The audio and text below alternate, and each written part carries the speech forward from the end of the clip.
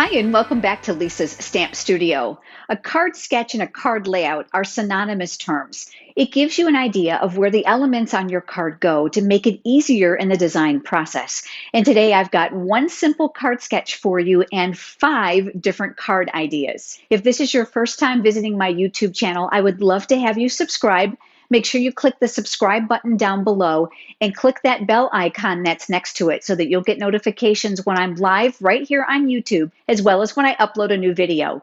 And as a reminder, you're going to be able to find the link down in the video description that's going to lead you over to all the pictures, cutting dimensions, and supplies for the 5 cards I'm going to share with you today. Let's head over to the stamp table and let's get started on today's project.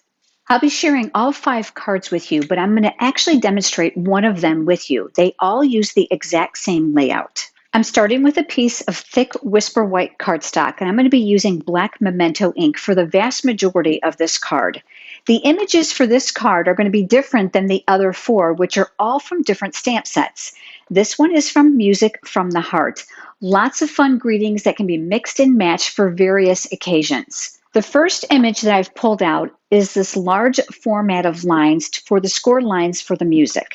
You're going to notice that the stamp is larger than the ink pad, so it's very important that you travel all the way across it to get good ink coverage. I don't do too many things straight, so I like to use my grid paper to help align my cardstock. I'll start here at the bottom and I'll stamp my first row. Because this is a clear photopolymer stamp, it makes it very easy to use. I'll go ahead and ink this up again. And this time I'm going to leave a little bit of space above the row that I just stamped.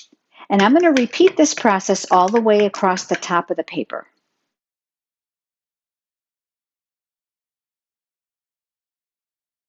While I have the black ink pad out, I'm going to go ahead and add the musical notes. These are all from the same stamp set.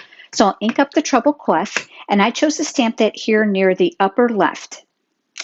I'll be taking the various images of different musical notes and just fairing them on the paper. Now I have a confession. I don't know anything about music sheets, so bear with me if this is not correct. I'm choosing just to fill in the images here and there, just to fill in the paper to make it look more like designer paper for a beautiful background. I'm going to set that aside for just a moment. I've got another piece of cardstock here. This is thick Whisper White. And this time I'm going to stamp the piano image from that stamp set.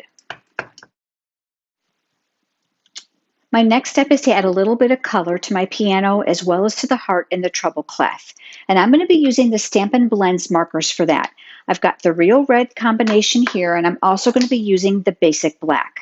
I'll walk you through how to use the Stampin' Blends markers specifically for the heart. I'm going to use the smaller end of the marker tip to make it easier for me, but you'll see that there's 2 options available designated by the line. I'm going to go ahead and color this in very much like you would a regular dye-based marker. The beauty of alcohol-based markers, such as the Stampin' Blends, is that they're flawless. You'll have absolutely no lines like you would a dye-based marker. The alcohol in the marker takes a few seconds for it to evaporate, and you're going to want to wait to make sure that it's processed before you go on and add the definition with a darker tone.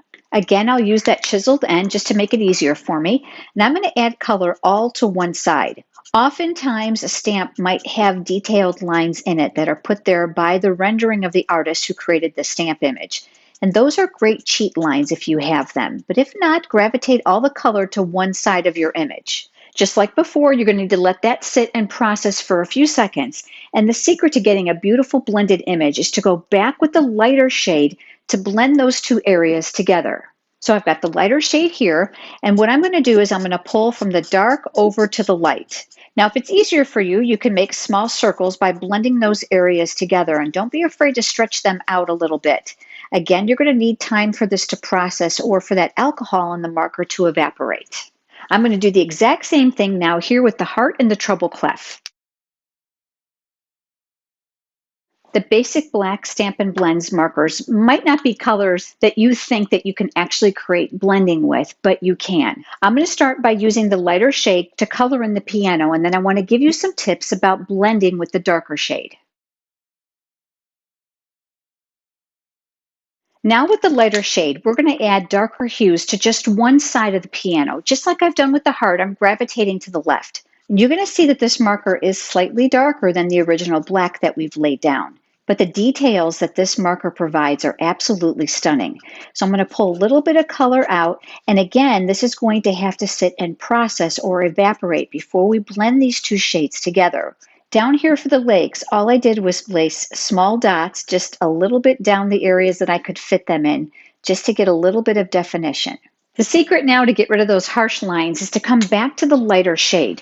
So what I'm going to do is I'm going to pull from the dark over to the light. And just like we've done before, you're going to need to allow time for those colors to evaporate to create the true tone that they're going to be once it's finished.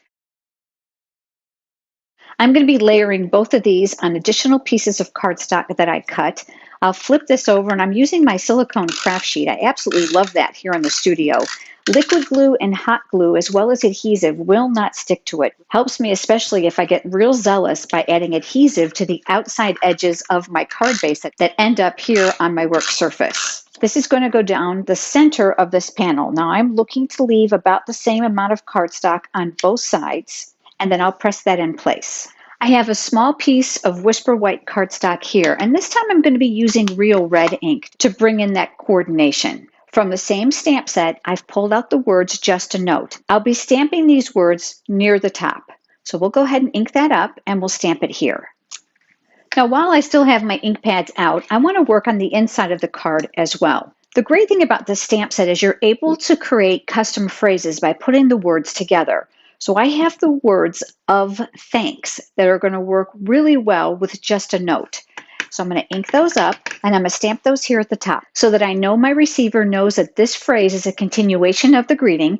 I'm going to go ahead and use that fine tip of my light Stampin' Blends basic black marker and create those 3 dots. And from that same stamp set, I'm using the words You Rock. The card base is basic black. I did score it right before you joined me. I'll be using my bone folder for that nice crisp edge. Let's go ahead and put the greeting on the inside of the card. Again, I'll use my silicone craft sheet to make sure I keep my work surface nice and clean. That'll go inside of here. Again, I've left a small margin of color for the card base all the way around. Let's take that greeting. This area here at the bottom, we left it blank so that we can add adhesive here.